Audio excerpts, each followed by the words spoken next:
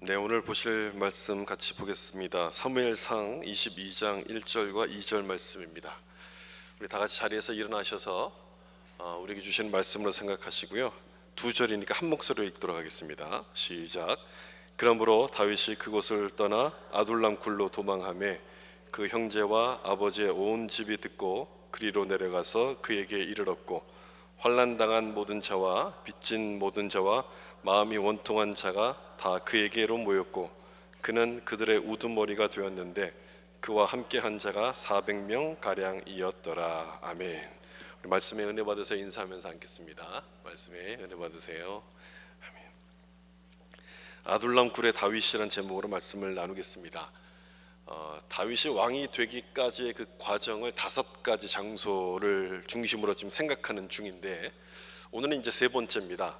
아둘람 굴로 피신한 다윗의 모습을 보면서 우리에게 주시는 교훈을 생각해 보려고 합니다.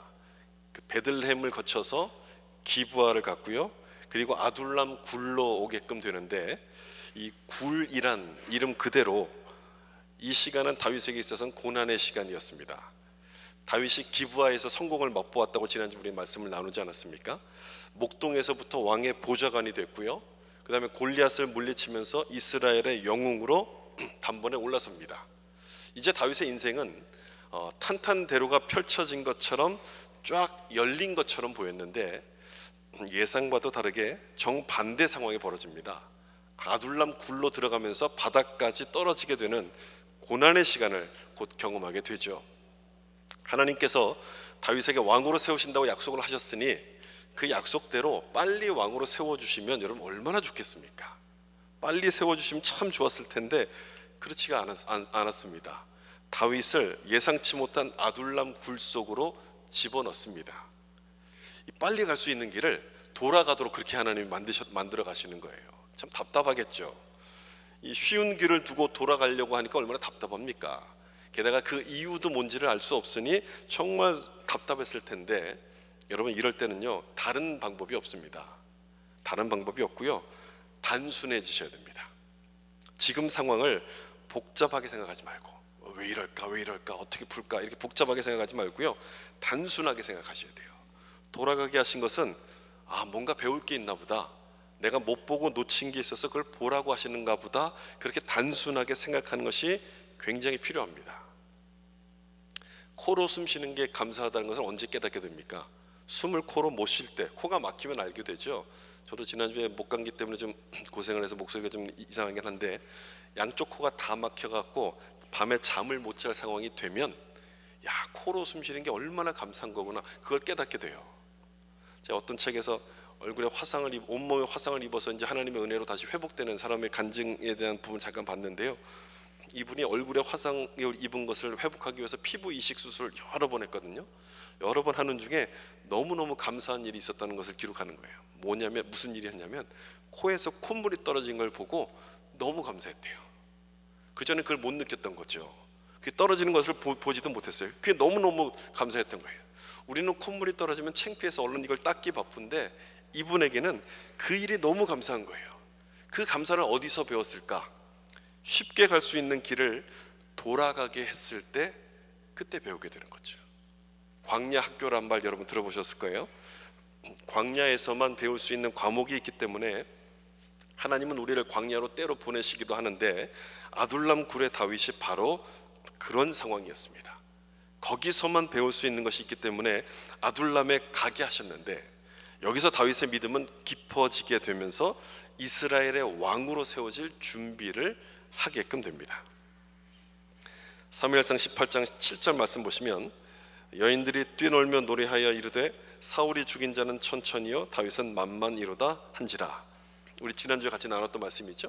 다윗이 골리앗을 이기고 돌아왔을 때 백성들이 다윗을 환영하면서 불렀던 노래가 바로 이 노래였어요. 모든 사람이 다 기뻐서 이 노래를 부르고 있었는데 딱 한 사람, 속이 편치 않았던 사람이 있었습니다. 누구였겠습니까? 사울 왕이었어요. 내가 천천히고 다윗이 만만이면 이제 다윗이 가질 것은 내 자리밖에 더 있겠느냐, 내 나라밖에 더 있겠느냐, 이렇게 생각하면서 다윗에 대한 질투가 시작이 됩니다. 이 질투는 한 번 시작되면 가만히 멈추지 않고요, 계속 발전을 해요. 그래서 18장에 보면 사울이 다윗을 주목했다 이렇게 말합니다. 와칭했다는 거거든요. 너 한번 걸리기만 해봐라, 내가 가만히 있나 보자, 이렇게 주목하기 시작했다는 거예요. 그래서 주목만 한 게 아니고 정말 다윗을 죽이려고 합니다. 수금을 타고 있는 다윗을 향해서 사울이 창을 던져요. 그것도 2번씩이나 창을 던져요. 이 정도면 질투를 넘어서 죽이기로 아예 작정을 한 것이었죠. 창으로 실패했더니 이번에 블레셋과의 전투에 내보내서 다윗이 죽도록 그렇게 계략을 짭니다. 자기 손에 피 안 묻히고 다윗을 제거하려고 했던 것인데 그것도 실패해요. 그래서 이 마지막 취했던 방법이 뭐냐면 군사 3,000명을 동원해서 자기가 직접 다윗을 죽이려고 추격을 하기 시작해요. 지난주 봤던 우리 기브아의 내용이 성공의 시험이었다면 이번에 보게 되는 이 다윗의 모습은요, 고난의 시험입니다. 고난의 시험. 질투와 시기에 눈먼 사울이 다윗을 죽이면 하나님의 뜻을 이룰 수 있다고 믿고서 다윗을 추격하면서 다윗은 도망자 신세가 됩니다. 이스라엘의 영웅이었던 다윗이 한순간에 도망자가 되는데, 솔직히 다윗이 뭘 잘못했습니까? 그가 한 일이라고는 골리앗을 죽인 것밖에 더 있습니까? 이스라엘을 조롱하던 골리앗을 쓰러뜨린 것밖에 없어요. 이건 사울 왕을 도와준 것과 마찬가지인데 그것 때문에 반역자가 되어서 도망을 갑니다. 그리고 골리앗과 왜 싸웠습니까? 다윗이요, 자기 자신을 위해서 싸운 게 아니고 하나님의 이름을 위해서 싸운 것 아닙니까? 하나님의 이름이 모욕을 당하지 않도록 하기 위해서 싸웠는데 결과는 뭔가요? 도망자가 됩니다. 도망자 신세. 우리가 보기에도 참 억울해 보이는데 다윗 자신은 어땠을까요? 이 상황이 이해가 됐을까요? 이해가 안 됐을 겁니다. 참 힘들었을 거예요. 골리앗을 이기고 이스라엘의 군대 장관이 됐을 때만 해도 그래, 이거지, 하나님이 드디어 약속을 이루어 가시는가 보다, 이렇게 생각을 했을 텐데 갑자기 모든 상황에 반전이 일어납니다. 다윗이 아둘람 굴에 숨어야만 되는 그런 상황이 벌어져요. 이때부터 다윗은 광야를 전전하면서 10년 이상의 긴 시간을 보내게 됩니다. 이런 상황이 지금 오늘 본문의 내용인데, 여러분, 이런 상황들을 쭉 보면 다윗이 아둘람 굴에 들어가게 된 것은 그가 원해서 들어간 것이 아니라 누가 집어넣으신 거겠습니까? 하나님이 넣으신 거죠. 하나님이 집어넣으신 게 분명합니다. 그게 맞아요. 그럼 왜 집어넣으셨을까? 목적이 있을 것 아닙니까? 왜 집어넣으셨을까? 훈련하기 위해서 집어넣으신 거예요. 거기서만 배울 수 있는 것이 있기 때문에 하나님은 다윗을 고난으로 시험을 하십니다. 연단을 하세요. 근데 말이 시험이지, 다윗이 느낄 때는 하나님이 자기를 포기하신 것처럼 느꼈어요. 하나님이 자기를 죽이려는 것처럼 느낍니다. 다른 사람도 아닌 이스라엘의 왕에게 쫓긴다는 얘기는 그 나라 안에서는 숨을 곳이 없다는 그런 뜻인 거예요. 게다가 3,000명이나 되는 군사로 쫓아오는 거예요. 이거는 잡히는 건 시간 문제 아니겠습니까? 이제 죽는 거는 시간 문제인 거예요. 하나님이 나를 시험하는 게 아니라 나를 끝장내리시려는 거구나, 이렇게 느껴지는 상황이었다는 거예요. 내 실수로 받는 고난이라면 어떻게든지 우리가 좀 버틸 수 있는 것 아니겠습니까? 버텨보려고 하겠지만 지금 상황은요, 하나님께 충성하다가 받는 고난입니다. 그런 상황에서도 믿음을 지킨다는 것은 절대 쉽지가 않아요. 대부분 그런 상황을 만나면 하나님 너무합니다, 내가 뭘 그렇게 잘못했습니까? 왜 나만 미워하십니까? 이렇게 불평을 하게 되잖아요. 이렇게 불평을 쏟아내는 것이 당연한 상황 아니겠습니까? 그런데 여러분, 이때 이렇게 불평이 나올 때 이때를 참 조심하셔야 돼요. 그렇게 불평하게 되면 내 속은 시원할지 몰라도 하나님이 사용하시는 고난의 시험을 사탄에게 내주게끔 됩니다. 하나님께서 우리를 고난으로 훈련하실 때 거기에 누가 같이 껴드냐면 사탄도 껴들거든요. 사탄도 똑같이 그 고난을 이용해서 우리를 무너뜨리려고 합니다. 하나님은 우리를 훈련시키려고 하는데 그때 사탄이 껴들어서 우리를 무너뜨리려고 해요. 사탄의 목적이 여러분 뭔지 아십니까? 사탄의 목적은 우리를 죽이는 게 아니고요, 우리를 망가뜨리는 거예요. 욥의 아내가 하나님을 욕하고 죽으라 이렇게 말한 것처럼 이런 말을 하도록 만드는 것이 사탄의 목표거든요. 하나님을 포기하게 만드는 것이 사탄의 목표인데 여기에 넘어가지 않으려면 불평하지 말고 일단 단순해지셔야 돼요. 제가 앞에서 이해할 수 없는 일을 만날 때 단순해지라고 말씀드리지 않았습니까? 단순해지셔야 돼요. 이해할 수 없는 일을 자꾸만 이해하려고 하면 여러분 복잡해져요. 답은 안 나오고 머리만 아파요. 복잡해지거든요. 그럴 때는요, 단순하게 생각하셔야 됩니다. 내 실수로 인한 고난이 아니라면 이 고난은 누가 주시는 거겠어요? 하나님이 주시는 것 아닙니까? 다윗은 하나님을 위해서 싸우다가 이런 고난을 당하게 된 겁니다. 그러면 이 고난을 누가 주시는지가 아주 분명해지는 거죠. 하나님이 주시는 거예요. 광야 학교에서만 배울 수 있는 것이 있기 때문에, 고난을 통해서만 배울 수 있는 것이 있기 때문에 이 길을 가도록 하나님이 허락하시는 거죠. 어떤 분들은 이 말에 동의하지 않는 분들도 있을 거예요. 왜 꼭 고난이 있어야 됩니까? 고난이 없어도 하나님 잘 믿을 수 있는데요, 이렇게 생각하는 분도 있을 겁니다. 맞죠? 하나님 잘 믿을 수 있어요. 고난이 없어도 잘 믿을 수 있습니다. 그런데 하나님이 원하시는 것만큼 잘 믿을 수는 없어요. 그게 문제죠. 하나님이 원하시는 것만큼 잘 믿을 수는 없어요. 그래서 어디에 입학시키냐면 광야 학교에 입학을 시키시는 거예요. 이런 짐에 가서 근육 운동하는 거, 그걸 생각해 보시면 이해가 되실 거예요. 이 팔 근육을 키우기 위해서 아령을 들면 팔이 아프잖아요. 근데 아픈 것만큼 참고 계속 운동하면 근육이 그만큼 생기기 시작해요. 처음에는 1kg 하다가 5kg 하다가 10kg를 들어보세요. 10kg를 들면 팔이 끊어질 것 같이 아파요. 근데 계속 그걸 들면 근육이 더 많이 생기는 거예요. 하나님이 원하신 것이 바로 그것이 아닌가 싶은 거예요. 우리의 영적인 근육이 단단해져서 더 성숙한 자가 되길 원하시기 때문에 우리를 때로는 고난의 시험에 두시기도 하고 광야 학교에 입학시키기도 하신다는 거죠. 이 말씀 보세요, 여러분. 야고보서 1장 22절과 3절을 보시면, 내 형제들아, 너희가 여러 가지 시험을 당하거든 온전히 기쁘게 여기라. 한 가지, 두 가지 시험이 아니고요, 여러 가지 시험을 당한다고 되어 있어요. 하나님께서 우리를 이렇게 시험을 갖고 테스트하신다는 얘기고 연단하신다는 얘기예요. 여러 가지 시험을 갖고 연단하시는데 왜 기뻐해야 되느냐? 믿음의 시련이 뭘 만들어냅니까? 인내를 만들어내는 줄 너희가 알미라. 여러 가지 고난을 받다 보면 그 고난 가운데서도 믿음을 지켜가게 되고 그 인내가 우리를 온전하게 만든다는 거예요. 인내 참고 믿음 갖고 나아가면서 우리가 성숙해져 간다는 것이죠. 이 온전함이 하나님이 원하시는 모습이기 때문에 고난을 가지고 우리를 훈련시키시는 거예요. 솔직히 하나님도 우리가 힘든 것을 원하시겠습니까? 그러지 않으실 거예요. 그러나 우리가 더 단단해져야 되고 믿음의 뿌리가 더 깊어져야 되기 때문에 고난을 통해서 훈련을 시키세요. 오늘 본문의 다윗도 마찬가지지만 여러분 다른 성경의 인물들 봐도 마찬가지입니다. 모세도 마찬가지 아닙니까? 모세는 바로의 궁전에서 40년 동안 교육을 받았습니다. 이집트에서 최고의 엘리트 교육을 받았어요. 정말 모세가 하나님이 필요하신 사람이었다면 이 정도에서 바로 불러가지고 출애굽을 명령하시면 되는 것 아닙니까? 최고의 교육을 다 받았어요. 그랬는데 이 모세를 바로 부르지 않으시고요, 광야로 가게 하십니다. 광야에서 40년을 지내게 하세요. 그리고 그 다음 모세를 부르세요. 그 시간이 모세에게 필요했었다는 거예요. 모세 역시 광야 학교 졸업생입니다. 우리가 잘 아는 요셉도 마찬가지죠. 요셉을 하나님께서 애굽의 총리로 부르셨는데 그 자리에 오기까지 그의 삶을 보면 고난의 연속입니다. 형들의 미움을 받아서 죽을 뻔했죠.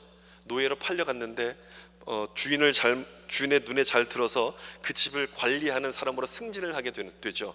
근데 거기서 또 누명을 쓰고 감옥에 갇혀요. 감옥에서 수년을 보내다가 그리고 나서 애굽의 총리가 돼요. 성공과 고난, 이 두 가지를 계속 반복하는 삶을 살아요, 요셉이요. 여러분, 그러면서 요셉이 뭘 배웠을까요? 내가 붙들 것은 성공이 아니라 하나님이구나 하는 그 사실을 그 과정을 통해서 배우게 돼요. 하나님을 붙들어야 되는구나, 이걸 배우게 돼요. 하나님이 사용하셨던 사람들은 대부분이, 전부가, 성경에 기록되어 있는 인물들은 전부가 다 이런 과정을 거쳤다는 거예요. 우리도 마찬가지라는 얘기죠. 우리도 마찬가지이기 때문에 나에게 고난이 찾아온다는 얘기는 무슨 얘기냐? 하나님이 날 미워해서 주시는 것이 아니라 나를 사랑하시고 나를 사용하기 위해서 훈련하신다는 겁니다. 그렇게 보셔야 된다는 거예요. 나를 훈련하시려고 이 과정을 주시는구나. 그렇게 보면 누구를 바라보게 되냐면 하나님을 바라보게 돼요. 하나님을 바라보면서 내 생각이 단순해지기 시작합니다. 내가 이해하려고 막 이렇게 노력하는 것이 아니라 하나님이 나를 훈련하시려고 이 모든 것을 허락하시는구나, 이렇게 바라보면서 그걸 믿고 맡기게 되면서 내 생각은 단순해지고 믿음은 더 깊어져 가게 되는 거죠. 다윗이 사울의 추격을 피해서 아둘람 굴로 피하게 되거든요. 아둘람 굴까지 왔다는 얘기는 더 이상 피할 곳이 없다는 거예요. 여기서부터 다윗의 그 피난 여정이 시작되는데 엔게디, 십광야, 마혼, 황무지, 그 광야만 끊임없이 돌아다닙니다. 광야만 계속 방뱅 돌아요. 마치 엔진이 고장난 비행기처럼 다윗의 인생은 그냥 곤두박질 딱 치게 돼요. 그런데 여러분, 놀라운 게 있는데요. 뭔지 아십니까? 이 기간 동안 다윗은요, 망가지지 않아요. 우리 같으면 10년 동안 이 고생을 시키면 에이, 하나님 믿어도 소용없어, 기도해도 소용없어, 교회 가도 소용없어, 우리 같으면 그랬을 텐데 다윗은 하나님을 꽉 붙잡아요. 망가지지 않아요. 믿음이 흔들리지 않아요. 지난주 우리가 말씀 나눴던 것처럼 내가 하나님을 붙들면 하나님이 어떻게 하십니까? 나를 붙드신다는 그 사실을 믿고서 하나님을 꽉 붙잡는 거예요. 망가지지 않아요. 참 놀라운 모습이에요. 그렇게 복잡하게 생각하지 않고 단순하게 하나님을 믿는 거예요. 하나님을 붙잡았어요. 그리고 난 다음에 그 시간들이 다 지난 다음에 다윗이 깨달았던 사실이 하나가 있었는데, 뭐냐면 그 고난의 순간 그 중에도 하나님의 인도하심이 계속해서 있었다는 것을 깨닫게 돼요. 이해할 수 없는 고난이 찾아올 때 왜 단순해지라고 말씀드렸는가, 그 이유를 여러분 이해하실 겁니다. 고난이 올 때는요, 그 순간에는 그 이유를 잘 몰라요. 언제 그 이유를 압니까? 그 고난이 끝나고 나면 그 이유를 알게 되잖아요. 그래서 여러분, 단순해지셔야 된다는 거예요. 내가 뭔가를 하려고 하면 복잡해져요. 근데 하나님께 맡기고 나면 단순해져요. 단순해진다는 게 바로 그 뜻이에요. 하나님께 그걸 맡기라는 거예요.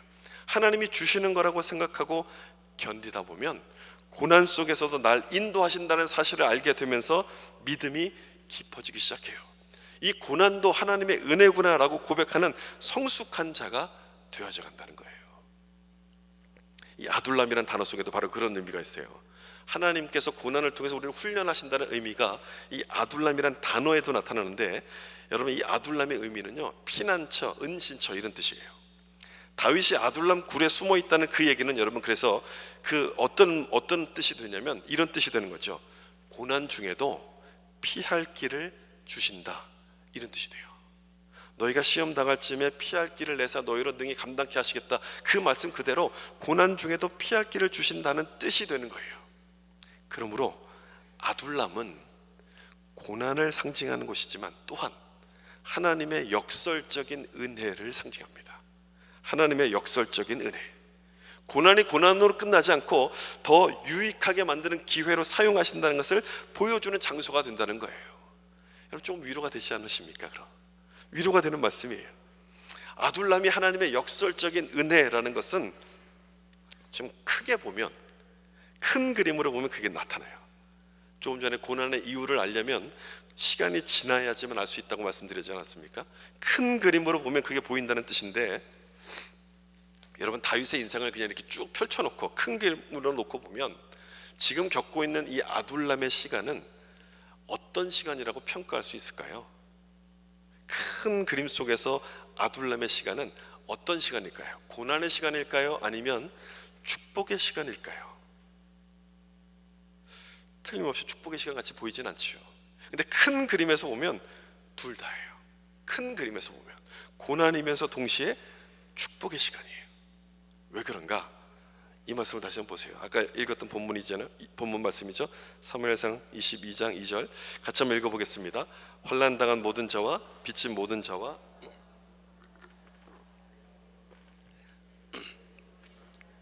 그와 함께한 자가 400명 가량이었더라. 아멘. 수백 명의 사람들이 아둘람 굴에 숨어있는 다윗을 찾아옵니다. 왜 찾아왔을까요? 다윗과 함께 하려고. 다윗이 좋아서 왔을 거예요. 다윗과 함께 하려고 찾아왔어요. 다윗은 지금 수배자거든요. 다윗과 함께 있다가는 자기의 목숨도 위험한 상황입니다. 그런 상황에서 다윗을 찾아왔다는 얘기는 내 목숨을 다윗에게 다 맡긴다는 뜻인 거예요.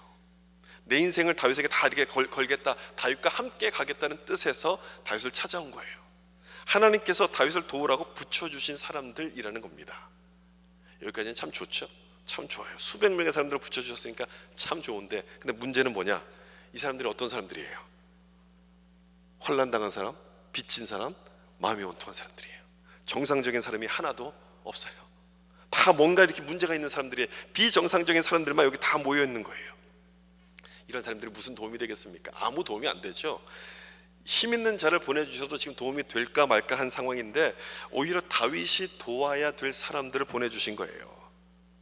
그런데 놀라운 것은요, 이들이 나중에 다윗 왕국을 세우는 1등 공신들이 된다는 사실이에요. 이 점이 놀라운 점이에요. 이들로 인해서 다윗이 왕국을 세울 수 있는 기반을 만들어가게 된다는 거예요. 다윗 왕국을 세워지게 된다는 거예요. 이 장면만 보면 그런 모습이 보이지 않지만 큰 그림으로 보면 그렇게 연결된 그 연결고리들이 이렇게 딱 보이게 돼요. 따라서 아둘람은 고난의 시간이 틀림없지만 동시에 하나님이 축복해 주신 축복의 시간이 되었다는 거예요. 사울의 추격을 피해서 아둘람 굴에 숨어 있었지만 거기서 다윗 왕국을 세울 수 있는 그 모든 사람들을 거기서 다 만났기 때문에 그런 거예요. 하나님의 방법이 여러분 놀랍지 않습니까? 참 놀라워요. 그게 보이고 그걸 볼 수만 있다면 생각이 단순해져요. 내가 하려고 애쓰지 않고 하나님의 방법을 믿고 하나님께 이렇게 믿고 맡기게끔 되는 거예요. 단순해집니다. 편해집니다. 그래서 다윗에 대한 스토리를 우리 가운데 베풀어 이제 허락해 주신 거죠. 다윗의 모습을 보면서 하나님이 어떻게 일하시는지 좀 보라, 이걸 우리 가운데 이렇게 말씀해 주시는 거예요. 다윗에겐 충성스러운 부하들이 참 많았는데 이들이 얼마나 다윗을 잘 섬겼는가 보여주는 아주 유명한 일화가 있습니다. 다윗이 블레셋과의 그 전쟁을 하고 있는 중에 갑자기 고향 베들레헴에 있는 우물물이 먹고 싶었어요. 그 시점에서는 그 블레셋에게 베들레헴을 빼앗긴 상태였거든요. 아마 그래서 더 이게 이 우물물이 생각이 났는지 모르겠는데 혼잣말로 그 우물물이 먹고 싶다 이렇게 중얼거리고 있었는데 그 소리를 옆에 있던 용사들이 들었어요. 그 세 용사가 그 소리를 듣자마자 블레셋 진영으로 곧장 달려갑니다.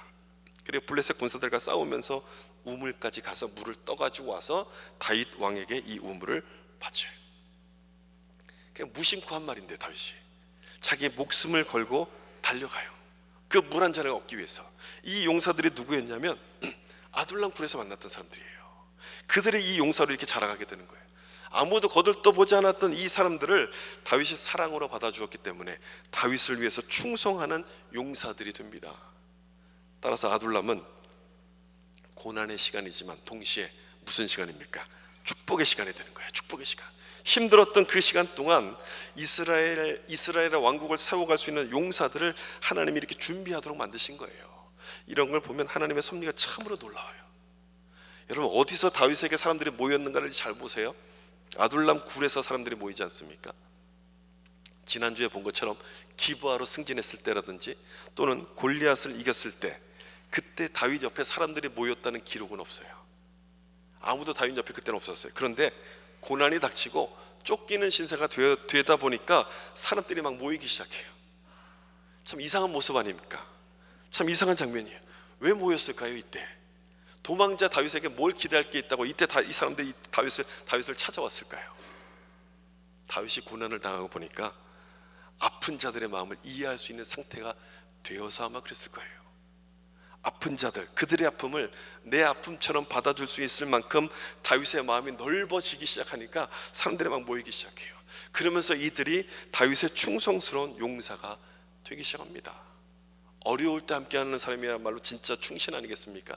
이 어려울 때 같이 모여있는 이 사람들이 다윗의 충성스러운 용사가 돼요. 하나님은 계획이 다 있었던 거예요. 이런 계획을 갖고 계셨기 때문에 아둘람으로 다윗을 피하게 만드셨고, 거기서 고난의 시간이 되는 것뿐 아니라 은혜를 얻도록 하나님께서 만들어 주시는 거죠. 큰 그림으로 보면 여러분 그게 보이는 거예요. 그래서 여러분도 큰 그림으로 보세요. 작게 보지 마시고, 뭔가 어려움이 닥쳤을 때, 뭔가 문제가 닥쳤을 때 그 문제만 집중하지 마시고요, 큰 그림으로 보는 연습을 많이 하셔야 돼요. 하나님이 우리에게 고난을 허락하시지만, 고난의 시험을 주시지만 동시에 나 혼자 그 시험을 감당하도록 절대 놔두지 않습니다. 우리와 함께 하셔서 그 시험을 통과하도록 하나님이 도와주세요.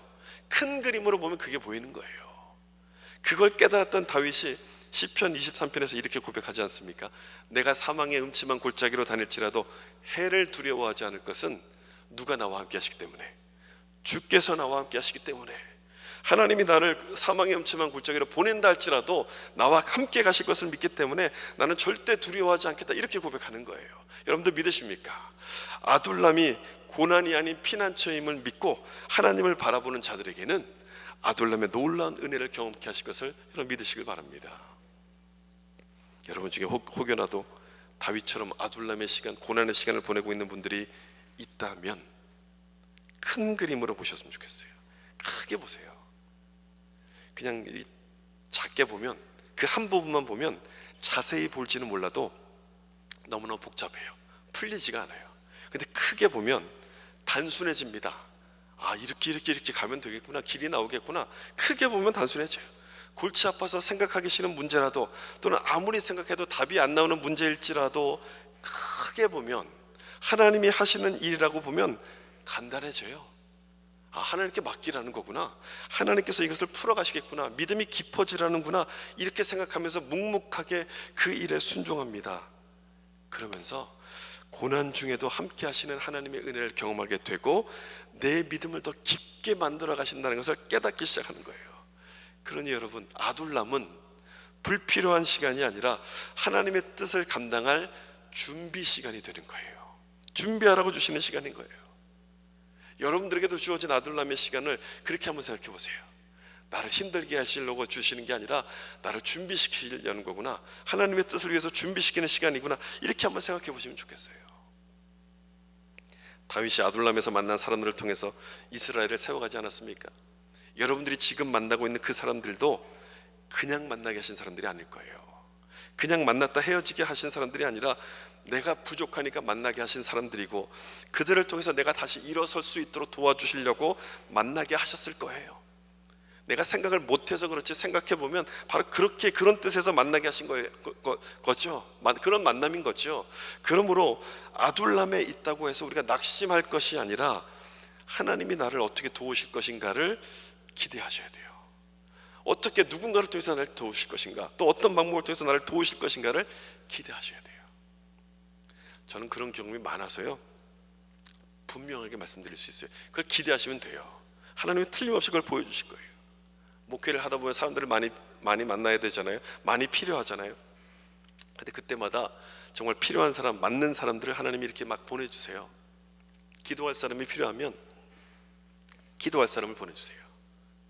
요즘 새벽기도는 예전과 다르게 좀 우리 작은 숫자가 모여서 기도하지만 새벽기도 목표가 10명 출석이거든요. 10명 출석. 여러분들 중에서 한두 분만 더 오시면 다 금방 채워지는데, 하여튼 10명 출석이 목표인데 어디선가 한 사람, 두 사람이 이렇게 나타나요. 어디선가, 우리 교회 분이 아닌데도 이렇게 어디선가 한두 사람이 나타나서 그 숫자를 이렇게 채워져 가는 거예요. 너무 신기해요, 그거 생각하면. 그래서 곧 금방 채워주시지 않을까 싶어요. 채워지면 또 12명으로 늘리고 15명으로 계속 늘려가려고 그래요. 팬데믹이 끝나고 찬양팀을 시작해야 되는데 누가 리더를 할까 고민하고 있었는데, 감사하게도 우리 이종석 집사님이 선뜻 맡아주신다고 하셔갖고 시작을 할 수 있었어요. 제가 생각할 땐 저분이 찬양 리더를 안 해봐서 그렇지 이게 얼마나 어려운지를 몰라서 시작한 거예요. 그래서 매주마다 이 곡을 선정하고 이걸 연결시키는데 막 진땀을 빼고 있대요. 굉장히 힘든지 모르고 아마 하셨을 거예요. 근데 여러분 보세요, 얼마나 지금 잘하십니까? 오늘 완전히 달라졌죠. 달라졌어요. 그동안 고난의 시간을 다 겪고 났더니 이제 완전히 이제 오늘 달라진 모습 보여주신 거예요. 피아노 반주도 그렇거든요. 누가 할까 싶었는데 막 이렇게 2대까지는 놓고 막 반주하잖아요. 하나님께서 필요한 사람이 있으면 그때그때 다 이렇게 채워주시는 거예요. 이제 저기 찬양 인도를 하시면서 드럼을 못 치다 보니까 드럼이 비었어요. 이 드럼 자리를 어떻게 할까 싶었는데 또 누군가 지금 막 배우고 있는 중이에요. 이제 그 사람이 얼마 있으면 이제 나타날 거예요. 그 자리에서 채워질 거예요. 참 재밌는 거잖아요. 정말 누가 할 수 있을까 생각했는데요, 하나님은 계획이 다 있는 거예요. 우리만 그걸 모르는 거예요. 하나님은 계획이 다 있어요. 교인 수가 많지 않아서 어렵다고 생각하는데 어려움 중에도 하나님의 은혜는 계속해서 부어지고 있어요. 계속 부어지고. 그래서 저에게는요, 여러분들이 아둘람의 용사들처럼 느껴져요. 여러분들이 어려운 모든 순간을 지금 함께하고 있는 것 아닙니까? 어려울 때 함께하는 사람이 진짜 친구고요, 어려울 때 함께하는 사람이 진짜 충신인 거예요. 제가 부족하니까 저를 이렇게 도우시라고 보내주신 아둘람의 용사들이라고 저는 그렇게 믿어요. 여러분도 그렇게 믿으시길 바랍니다. 그렇게 믿어요, 저는요. 교회는 여러분 그런 곳 아닙니까? 그런 곳이 되어야 되는 것이죠. 수고하고 무거운 짐진 자들아 다 내게로 오라, 그렇게 말씀하신 그 예수님의 말씀처럼 환난 당한 자, 빚진 자, 마음이 원통한 자들이 모여 있는 곳이 교회인 거예요.